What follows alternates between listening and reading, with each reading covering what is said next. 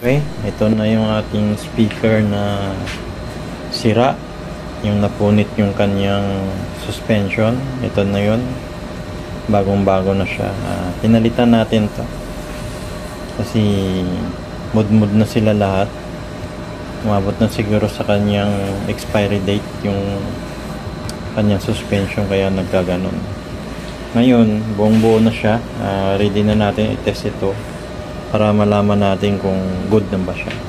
Ito naman yung ating amplifier na ginawa. Ito yun. Tapos ito yung pinalitan natin, yung isang volume control. Nakalagay sa kanyang balance kasi defective na siya. I-test natin yung ating ginawa kung okay sila lahat. Ito, yung kanyang power. Yan.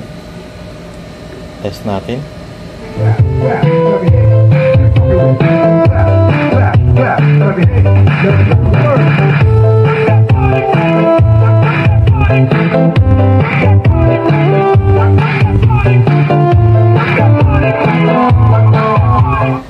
Yan, kung mapapansin ninyo, good na siya. Pwede na ito kuhanin ng may-ari. Sabi ng may-ari sa Friday niya kukuhanin. So nagkausap na kami. Okay na sa kanya.